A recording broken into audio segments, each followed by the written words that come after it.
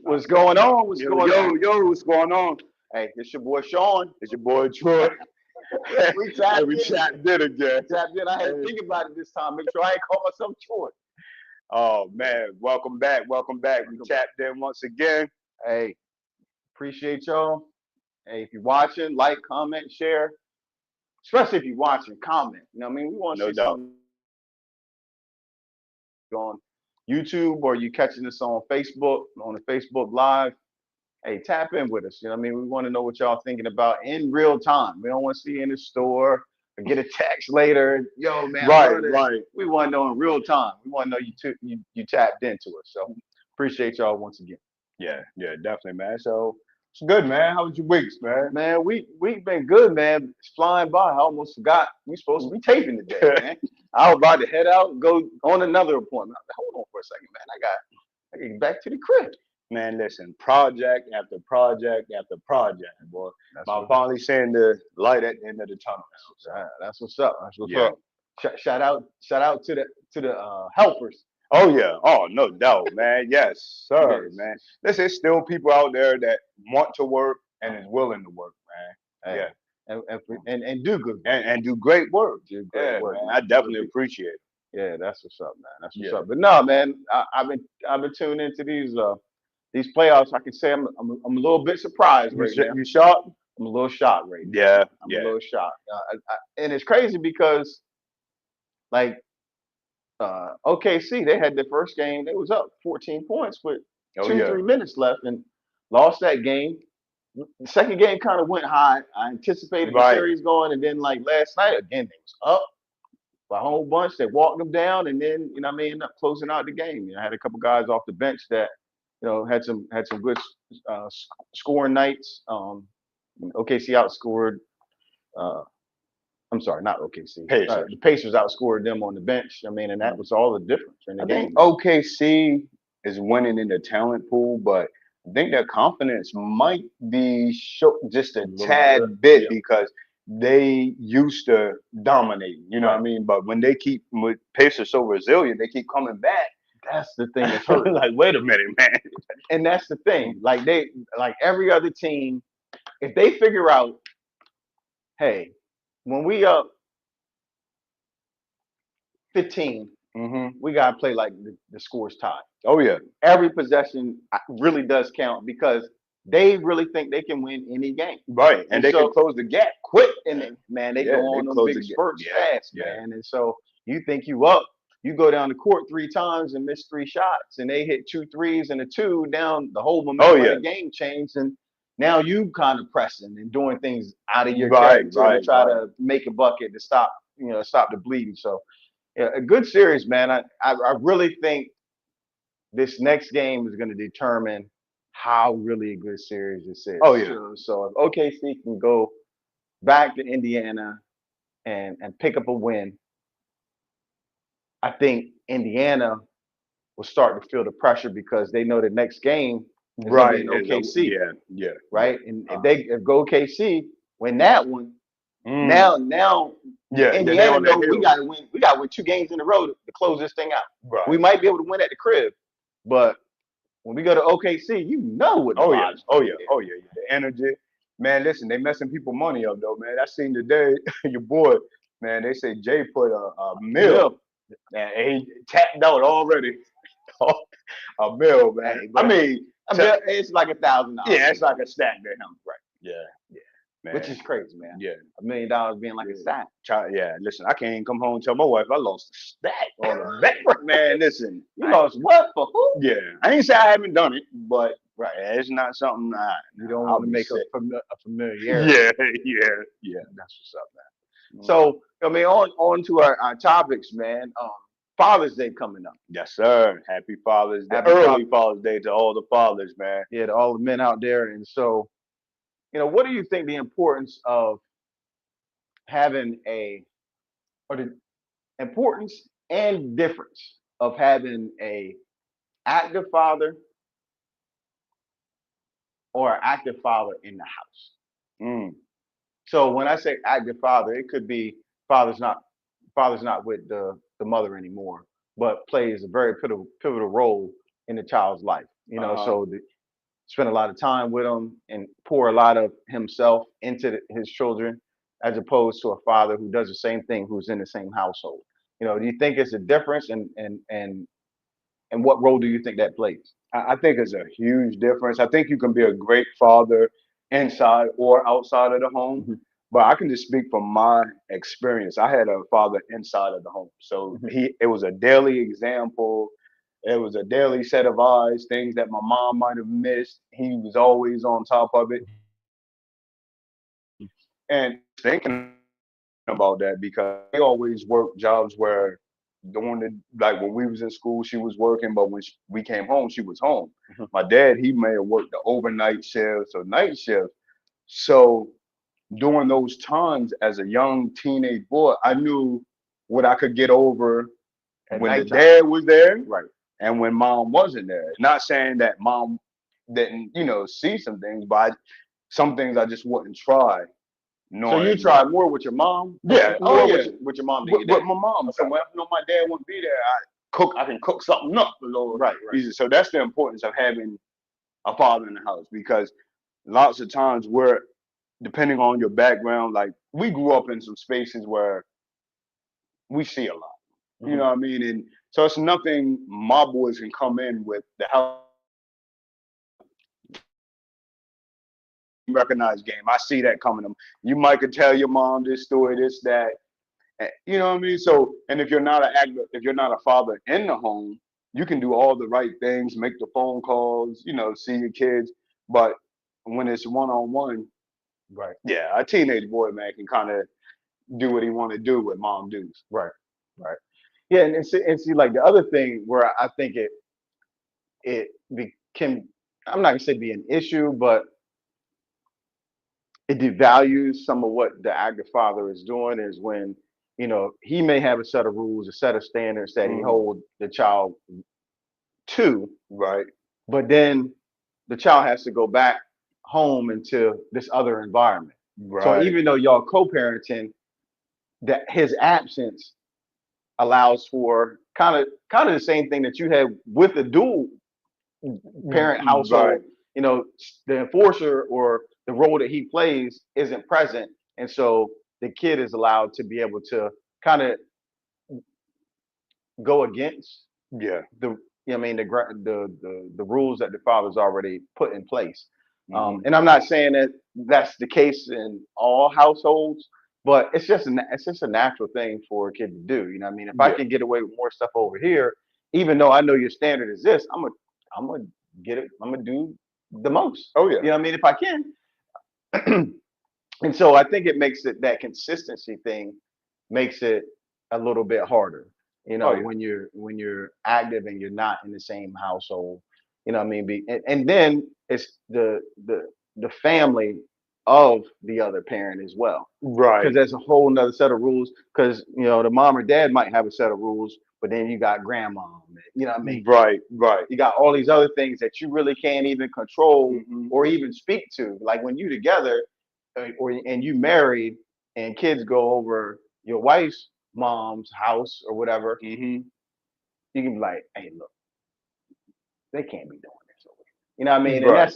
that's a son-in-law to a mother-in-law type of conversation. Right. When y'all not together, it's kind Yeah. That you door kind of kind cut of off. closed. Yeah, Yeah. you cut Yeah. off from And the frequency in which you see your kid, because if you see your kid every night, then okay, we might have a hard conversation, or I might have to discipline you tonight. But tomorrow night, I can buy you ice cream and we cool. that. If Right. I'm only seeing you on the weekends, it's a little harder to use that time to be a disciplinary or to be, you know what I mean? So Right. you want to kind of say, maybe I let that ride because I want to enjoy my time Right. with the kids. So you kind of pull back a little bit more too. That's interesting because that same scenario happened with me where it was based around chores and stuff, but like I was talking to my son, like, what are you doing? What I mean? And Hmm. so, we having a discussion, might be a little bit more than a discussion, what I mean? Right. And but I go to bed, he go to bed, I get up in the morning, and hey, that discussion is over with. Now we on to something else. Right. As opposed to if we had that discussion and I'm dropping him off at at his mom's That's house, gonna sit with him all the way until we talk again. Right. Right. And when we talk again, when we're in the same house, I'm gonna see you in the morning. I'm gonna see you when you come home from work. You see me when I come home from work. Hey, how you doing? Yeah. And it's like and again, I don't have to deal with that guilt of, man, do I really want to have this conversation like this right now? Right. Or do I want to enjoy the time that I have Right. in this moment? And then imagine your child, God, I thank y'all had this situation, having a cool stepdad.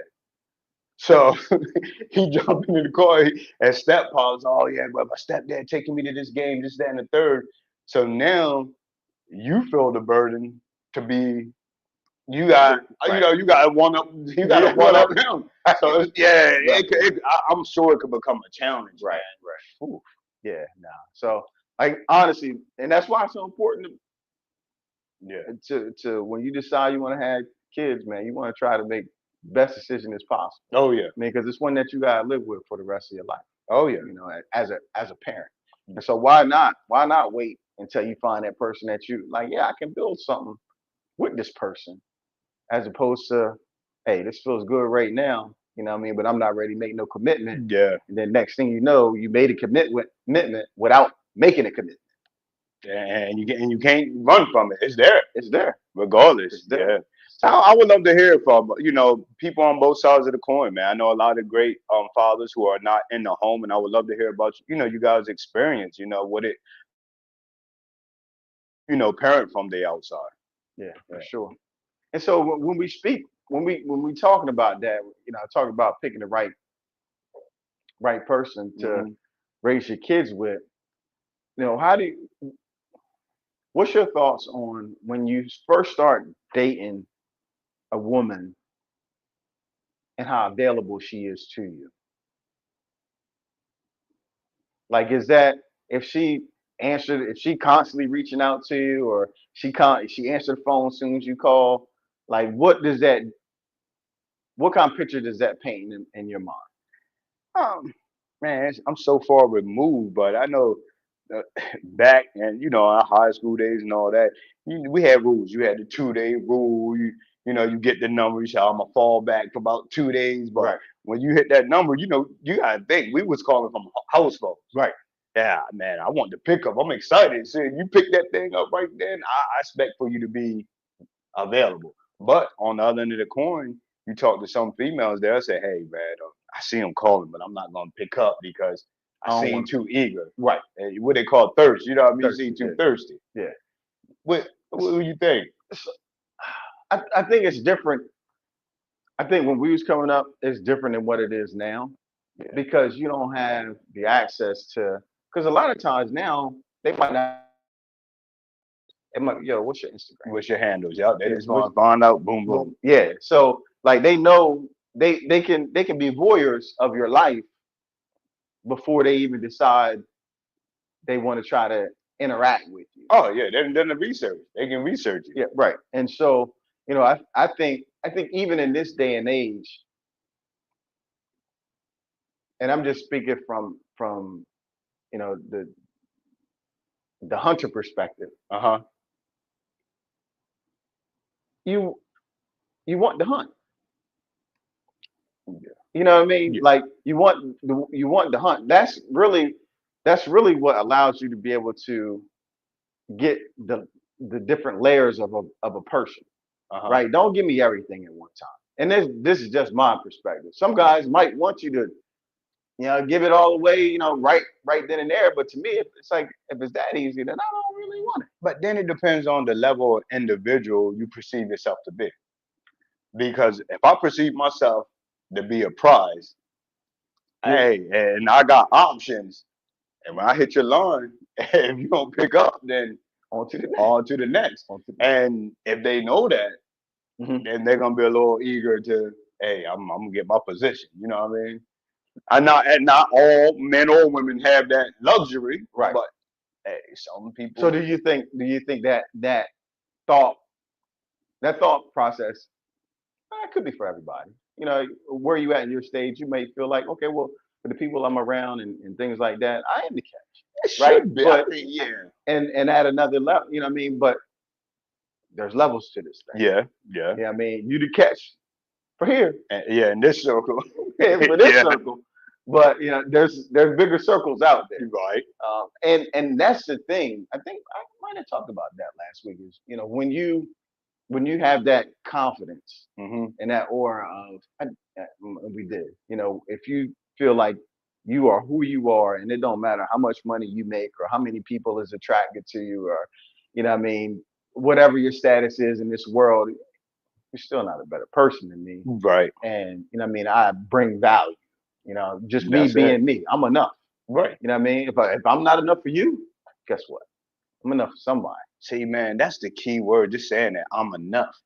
And when you think that, it changes what you accept, what you allow. You know what I Right. mean? But and that's one thing that I try to instill to all my children. You're enough, Right. regardless. It's not somebody else's perception of you. But it's sad to say that so many young men and women don't have that outlook that I'm enough. Right. And I'd be curious to hear like some of the young women's perspective because like I see on Instagram, it's a guy, his name uh, King 6'8", the Great. Mm. It's a dude. He's 6'8", Uh-huh. black dude, real tall, athletic guy. Used to play basketball, and they show him. Well, I guess he just have people, you know, filming him, and he be on like in the nightlife, and he be hanging out by the club, and you Uh-huh. see like girls would just be standing by, just looking at him like yo, Waiting for their yeah, turn. yeah, here, yeah. I mean, or he look at him like, oh, you know, you gonna give me your number? Uh-huh. Here, you know what I mean? Like he fishing without a rod. Wow. Yeah, I mean they just Wow. jumping in the boat. Huh, man. You know what I mean? So it's you say, oh man, Oh man. they Okay. just they just jumping in the boat. Yeah. You know, and so I would love to hear a woman's perspective on their thought process behind that. It's like, what is it? You know, what is it about? Because everybody don't get that. But think about it though. Before, well, I don't know if I know you've been a long time entrepreneur, but just like through a hiring process on a job, Mhm. you might walk in for a job. Your interview is at 7, and you go in the lobby. You might see 5 or 6 other people, Mhm. and all you thinking is, "Get me in that room, because if I get in that room, I'm This is gonna." mine. And that's how some of these women think. Say, okay, just get me in that space, and Done I'm deal. gonna show him why he should pick me. So Right. it kind Right. of it makes sense. I guess. I Yeah, mean, it from that makes sense. perspective, it does. Yeah, it From that makes sense. perspective, it does. So if you're a king, act like a king. Act like a king, man. Yeah. That's Yeah. it. Yeah. That's what's up. So Mm. so speaking of that, once you get them, you know, how do you feel if y'all in a relationship, you get married, but she still hangs out with her single friends often? Thing with it's a weaning process, Mhm. because I come shout out to the woo. Yo, I come from a man. We hung out, man, 13 deep. I mean, the fellas, we called ourselves the woo, man. We did everything together, tight knit. But as I began to start a family and stuff, it's certain things that I just didn't feel right, as a Right. husband doing anyway. They either, oh, let's go to Jersey. We staying tonight. I can't stay. You know what I mean? Right. So I think it's a weaning process. And if you don't see that, I would expect it. You know what I mean? Mhm. My wife, she's never been one to like hang out with a whole lot of people. But if she did, I would prefer that it's with married women. It's a level of security knowing that, okay, everybody's on the same wage. Because Right. I mean, you with single women, they ain't hunting. They looking for men. Right. So you either in that mix or you gotta be the wingman. But either way, you You might find yourself, participate. yeah, you might find yourself in some compromising situation. Oh I yeah, mean, because everybody looking for the friend. right. Yeah, if I approach you and I got my homie with me, my homie said, "Hey, who's your friend? Or Like, where you friend?" And even if it's not a situation where okay, we're gonna exchange numbers, I'm trying to holler, I'm still gotta sit here and entertain you or conversate with you because we all in the same space. Right. Ha. And, Yeah. yeah. Yeah, that could get a little murky. Yeah, it can, and I think it should be a natural progression. And I think a lot of that probably happens leading up to being actually married. Yeah. Like I honestly think if you don't see that part of that other person's life changing much leading up to the day you get married, I think it might be an issue. Right. You know what I mean? Because it's not like you get married, you hanging out with your girls and all that kind of stuff, or you hanging out with your guys, just like nothing, nothing ever changed, like you're not in a relationship. There's nothing about you putting a ring on your finger and saying vows that's gonna make you just change. Right. You know what I mean? You actually have to want to actually be in a relationship with this person. That's it. And like, okay, well, I can't hang out with y'all all the time because this person actually is depending on me. Right. To provide some level of, comfort, stability, support in this relationship. And so if I'm spending all of my time with y'all, I have nothing to give to her. Right. Right. And vice versa. I think as a man, you should be looking at it and saying, okay, well, I want her to be. I'm at a place where I'm wanting to be with this woman. Mm-hmm. I want her to want to be with me, as much as I want to be with her. Right. But if she can't give them up, then she can't have me. Right. Right. And it's not coming from a place of insecurity or selfishness, or we don't expect you to abandon your friends. Yeah. Because I mean, this annual thing. I mean, it's people that went to college together. You know what I mean, or you may have worked together for years, or just high school friends. And annually, you might get together and say, "Hey, we're gonna hang out. We're gonna go do this." That's cool, right? But we're talking about on a weekend basis. Weekend basis. We going to the club and nah. Right. Yeah, I don't think I could stand it. Right. Personally. No. Okay. All right. Yeah. I mean, and like I said, social media, like when you look at it, they'll say, "Hey, we grown, we adult." I'm not telling, because I mean, I was looking at something just last week, and they said, this one female was saying, "It's no way I could be in a relationship and have to tell somebody where I'm going or when I'm going to be back," and and to me, that's just common courtesy.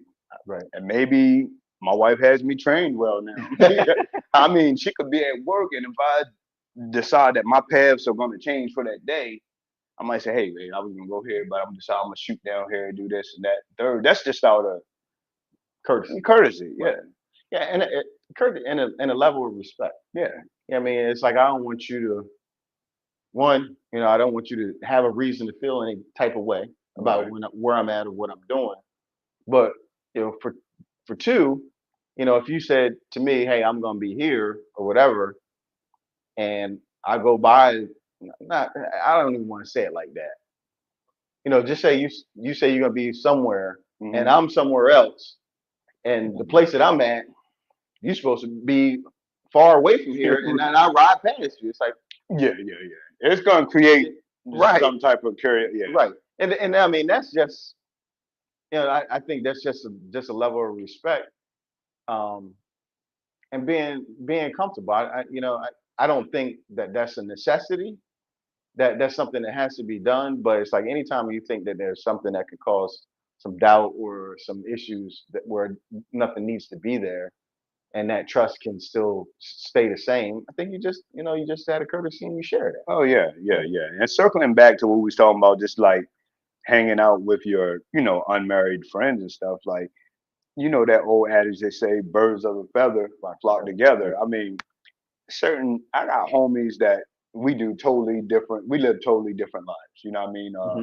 Moral compasses are different, and they still my guys, but I don't feel comfortable in those spaces. Right. Yeah, and I would expect for my wife to look at me side-eyed if I start hanging with them like that. Like, "Yo, what is he into?" Yeah. Because I know what these guys do. Right. Yeah. What are you looking for? Yeah. What you fishing for? Yeah. For sure. All right, but hey, if y'all watching this, comment. Let us know what your thoughts are. Maybe we just up here simping. Yeah, man. Hey, we might have been out the game too long. Yeah, out of the game too long. We might need it. Man, the rules don't change, man. Respect don't change. You know what I mean? Accountability, stuff like that don't change. Hey man, the world will make you think something different though. Yeah, yeah. But the yeah, it will. I'm gonna leave it alone because we can go down a rabbit hole just talking about that. Okay. All right. I'm trying to think, man. Was there something else that we? Man, it's a little off the topic, man. But I did kind of want to touch on because we talked about it last week. I know you shared some clips this week about just being in tune with our youth and being able to talk to them when we see them when we out. And man, so much, man. You just watch the news, man, and just one week, a little small town, man. We see so much, man, when it comes to, crime and it's all under the age of 19. Mhm. And I'm still trying to figure out how, as a community, as individuals, can we get to them, man, and make that thug life unappealing, man? Because it's like it would seem like it's winning because they don't highlight, even though we had graduation and all that, it was like a blur. Okay, boom, everybody graduate, we celebrate them, and these are all kids that are doing the things they're supposed to do. Mhm. But it's almost like it's overshadowed Violent. by the few that decide they want to pick up guns or the ones that want to, be involved in criminal activity. I'm like, Um, I think it seems more prevalent now mm-hmm, because everybody has a camera, mm, right? And it's easy it's easy to share something to somebody who you think you better than or have something over, right, right? right, yeah, yeah, yeah. And so it's easy to share the negative things that people do Mm-hmm. because I'm not saying this is everybody, but subconsciously it makes you feel better about yourself. Yeah, and it takes the spotlight Off of, off of you off and of put it you. on. Yeah. And then as opposed to a young person doing the right thing and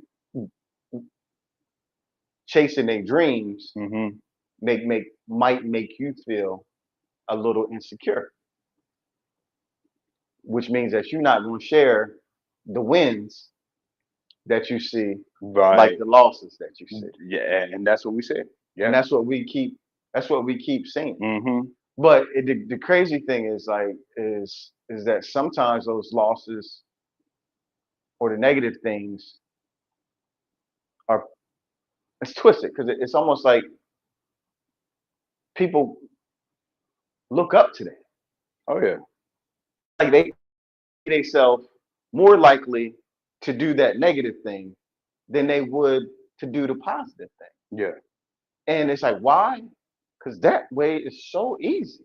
So much easier. It's and if you think about it, it's like if something is that easy, then there's probably something wrong. Yeah, oh yeah.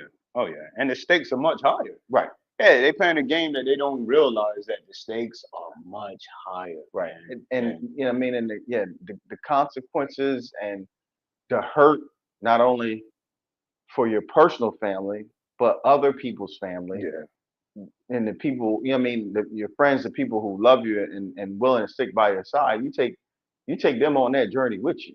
Yeah. So it's like you could either take them on that journey of misery and guilt and frustration and anger, Mm-hmm. or you can take them on a journey of pride and accomplishment. Oh yeah. And you know what I mean? Oh yeah. Like, and it's I don't know why. I mean, I wish I knew the answer to that question, but it takes a village. I mean, And, it has to get to the point where you the wins are celebrated more than the losses are. but that's the key too. You just said something, kid. As you was talking, I was thinking when you have, I'm talking about when you have not just only your kids, but when you have young people in your community, your churches that may come into your business, you have to celebrate them, man. You know what I mean? You have to take time and actually talk to them. I'm talking about third grade, second grade, clap for them, show up to their award shows, and things like that because that will change their mindset. At least I have somebody celebrate me, because you can't wait till they knock somebody out and get celebrated. Because I mean, it happens. You come home, you get a fight. You get off the bus, you get in a fight, you knock somebody out. Everybody praising you and clapping down. Guess what? You looking for the next joker to knock out. Yeah, looking for the next victim. Yeah. Because you're being celebrated. Right. So we just have to start celebrating these young folk, man, and encouraging them early. Yeah, for sure. And it's crazy because it all happens at that age where for the males that testosterone started to kick in. Oh yeah. I mean, when it's probably at its highest. So like that 14, 15 up to about 22. Oh yeah. Like that's that range, where they feel invincible, right? They feel like they're invincible and they can do anything good or bad that they can put their mind to. They haven't suffered enough losses. Yeah. You know what I mean? To stop dreaming. Rather it's pursuing a goal to be glorified, or if it's pursuing, a goal to be, villainized. Oh yeah. During that age bracket, and unfortunately, it's crazy because that's the time when most people are trying to reach them, and it's got to start earlier. Yeah, because the battery's already in that bag. Right. Whoever powering them up, man, whether it's the young females, whether it's their entourage, the homeboys they're hanging out with, they've already made up their mind. I'm going this route. Yeah. And if we had enough peers in that same age bracket, right? Because they're more likely to listen to each other than they would to me or you, or even somebody in their late 20s. They too out of touch, right? Yeah. We all know that particular demographic really is the one that pushes the culture, right? They dictate the music that we listen to. They dictate the things that people want to see on TV. Right. They dictate so much of what's happening in society. New trends. They're the ones that are usually the ones that are pushing that envelope. And you think when we came up, a lot of times the guys that was a little bit older than us, they at least were looking, or they could identify with somebody who wasn't supposed to be in that space. Oh yeah. And I had it happen a lot of times with me where I was places, and I was there. Because I was with one of my, with some of my friends. Yeah. Not like I was there like, oh, I'm here, I'm hanging out. It was just like, no, I was with them. They wanted to come up here, so I came up there with them. I'm not trying to do nothing, but everybody looking at me like, yo, right. What are you doing here, man? Right. You don't get away from here. But that's the key though. See, and even in my generation, when I was growing up, I don't care if we were smoking weed and the adults across the street were smoking weed. Let's say we decide we want to cross the street and try to hang with the adults. They wasn't having it. They were like, look, y'all get y'all young behinds back over there. We couldn't mix it. Right. You know what I mean? They still held a standard. Say, okay, even though we doing something that maybe, you might not say is right, I'm not giving it to you. Right. I'm not. Now, I don't think it's no division. Right. You got 12-year-olds hanging with 21-year-olds lying in the car. It's like, what do they even have in common? Why would a 21-year be with a 12-year-old? Because when your growth is stunted, you gotta keep dumbing down. So half of them can't even sit and hold a conversation amongst adults. other adults. Man, and it's crazy because I maybe 2-3 months ago seen that live and in the flesh, man. Where I see this guy who's almost 50, dressed like a 17-year-old. And I'm like, yeah. And conversation at that level too. Yeah, hanging right with him. Man. Yeah. So like to the 17-year-old, 15-year-old, he like the OG, but like really he like the grandpa, man. He old enough to be a grandpa. Yeah. It's crazy, man. Yeah. And what's gonna happen 4 or 5 years down the road, they're gonna decide this is not the life I want. And guess what he's gonna have to do? Dumb down to the next level. Right. And you're always gonna be looking for the immature people. Right. The people that you feel like you a little bit smarter than, a little bit wiser. Yeah. But when you put you in Gen Pop, it's like right. yeah, Yeah. that's crazy. Didn't know that was gonna go there. No, hey man, it's good conversation, man. Is, good man. conversation, no doubt. So man, so last thing we got on here is why is real estate a good investment? And so I always like to start with is something that's tangible. Right. I mean, you can see it, touch it, feel it. Pause.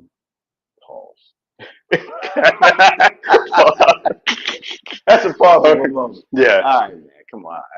That's crazy. That's a couple weeks in a in a row. Yeah, that was a heavy pause. I feel what you. See so what. It's something that. Okay. All right. So, and they're not making the war of it. Right. So it's the one thing that when you see it, it is what's here is what's here. Right. The other thing is its availability is based off of supply and demand. Mm-hmm. And what we've seen in recent history and just history over time, people want to own property. So the more people that you have on this earth being born, those people want to buy property. So you can only build to a certain extent, right? And then at that point in time, you have a bunch of people who either own land or you have a bunch of people that own houses, and then you have people that are renting those houses. Right. And so the demand, and I would go to say that most people's dream is to own their own land or own their own house. And if you have a finite number of those things available, just by sheer supply and demand, it's going to make that value go up over time. Oh yeah. And anybody who's ever made, fortunes has part of the portfolio has always been involved in real estate. Oh yeah. Rather be on the residential side or the commercial side or the land development side. Right. It always includes a part of that because just because there's no more being made, this value continues to go up. Now, and it's less volatile. It's less volatile than the stock market or the bond market, where you think about it. Sears and Roebuck, they was the thing in the 80s. Right. They no longer exist. Yeah. So if you own Sears Roebuck back in the 80s, you might have been making a killing in the stock market. But if you held on to it, all those gains was washed away when they went bankrupt. Right. Like it's not a piece of land that you can buy in 20 years from now, it'd be completely worth nothing. Yeah. So it's a lot more secure. It's a lot of security, and it's the ultimate retirement plan, man. Because even with what's going on now with government, Social Security, and things like that, you don't know. Right. You hope that you put the years in and it's there for you. Right. But if it's not, if you own property, it's there. It's there. It's there. You know what I mean? And like I said, because of the less volatility, you might, depending on if something catastrophic happens in the world. I would have said a COVID-19, but that accelerated prices. Oh yeah. But like the crash in 2008, even though you had things that lost value, if you continue to hold, they got that value back and plus. And plus, yeah. And so you only lose money when you sell. Yeah. Right. So if you can hold it long enough in real estate, 9.5 times out of 10, you're gonna make money. Unless you just somebody sold you some swamp land, that was just straight swamp land, having to overpay for it. But other than that, in most cases, when you buy it, you hold it long enough, you get a return. So what would you say to somebody, man, who inherit property, man, and they want to sell grandma's house, man? I mean, and I get it. Sometimes people not in financial position to pay the taxes and do things like that. But man, I always encourage people, man, please hold on to it. Hold on to it if you can. As long as you can. If you can get it and then fix it up, and then even if you wanted to rent it out to family members, you could. But if not, you can just rent it out, and it's going to continue to build value over time. Yeah. And it's something that if it was paid off, you can now borrow against it. You know, so Right. now you got an It's asset an asset. that you can fix up, that you can rent out, that now the person that's renting the property can pay back that initial loan that you got, and then you also have cash left over to actually buy another property, and now you can do that whole thing over again. Oh yeah. You know, because now you got money to put down when you put it. You know, if you can put 20-30% down on the purchase, now you got 20-30% more in equity. Yeah. You know, straight from the gate. Which allows for you in a couple of years to be able to refinance and then pull some of that out and continue to do that, or to be able to just have the cash there, because there's always going to be deals that come along. Oh yeah. And the only way you get the really good deals most of the time, if you got liquid cash. Yeah. Be able to, hey, I don't need to talk to no banker. I don't need to sign no paperwork.